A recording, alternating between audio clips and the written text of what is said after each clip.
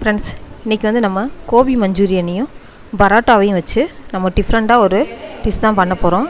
ஆமாங்க, மண்பானை கோபி மஞ்சூரியன் பரோட்டா அதுதான் நம்ம செய்ய போகிறோம். எப்படி செய்கிறோன்னு வந்து பாருங்க. நம்ம பானைக்கு அளவாக ஒரு இலையை நல்லா கட் பண்ணிடுங்க. கட் பண்ணிவிட்டு கீழே ஒரு லேயர் வந்து பரோட்டா வச்சுருங்க.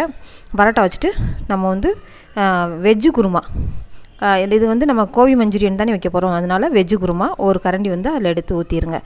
ஊற்றிட்டு வீட்டில் ரெடி பண்ணால் அந்த கோபி மஞ்சூரியன் இதையும் வந்து நீங்கள் அதுக்குள்ளே உள்ள நல்லா நமக்கு தேவையான அளவுக்கு உள்ளே எடுத்து வச்சுருங்க. இந்த கோபி மஞ்சூரியன் வீடியோஸ் வந்து நான் சீக்கிரமே உங்களுக்கு வந்து நான் அப்லோட் பண்ணுறேன், எப்படி ரெடி பண்ணேன் அப்படிங்கிறதையும்.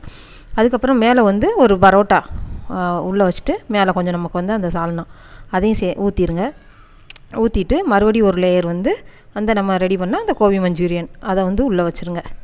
இதை வந்து நம்ம ஏன்னா எல்லாருமே வந்து சிக்கன் மட்டன் இந்த மாதிரி டிஃப்ரெண்ட்டாக வச்சு தான் இந்த மாதிரி பாட்டில் வச்சு நீங்கள் ஹீட் பண்ணி சாப்பிட்டு பார்த்துருக்கீங்க.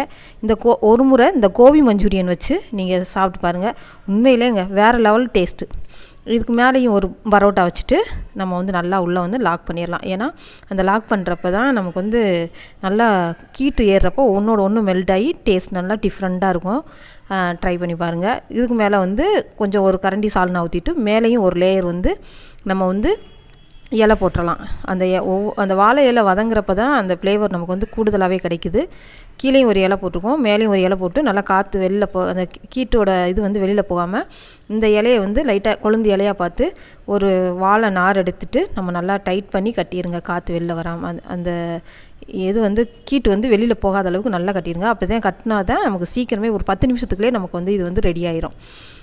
உண்மையிலே நாங்கள் வந்து சாப்பிட்டு பார்த்தப்போ வேறு லெவல் டேஸ்ட்டாக இருந்துச்சு. இதை கண்டிப்பாக நீங்கள் வந்து வீட்டில் ரெடி பண்ணி சாப்பிட்டு பாருங்கள்.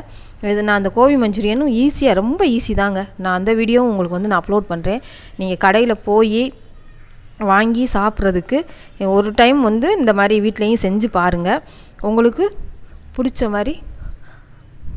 மாதிரி இருக்கும்.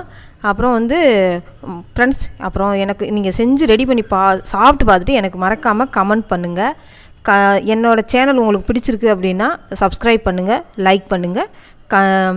மற்றவங்களுக்கும் உங்கள் ஃப்ரெண்ட்ஸுகளுக்கு கொஞ்சம் சொல்லி ஷேர் பண்ணி விடுங்க. அவங்களையும் கொஞ்சம் சப்ஸ்கிரைப் பண்ண சொல்லுங்கள். ஏன்னா என்னோடய வீடியோவில் வந்து தொடர்ந்து நீங்கள் வந்து பார்க்கணும் அப்படின்னா ஆல் பட்டனை வந்து மறக்காமல் வந்து ப்ரெஸ் பண்ணுங்கள். அப்போ நான் ஒவ்வொரு வீடியோஸும் உங்களுக்கு நோட்டிஃபிகேஷனாக வந்து வரும்.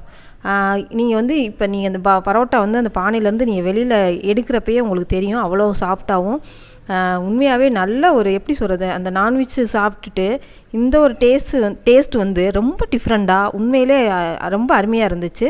அந்த வெஜ்ஜுக்கும் அந்த வெஜ்ஜு குருமாவுக்கும் அந்த கோபி மஞ்சூரியனுக்கும் அந்த பரோட்டாவோட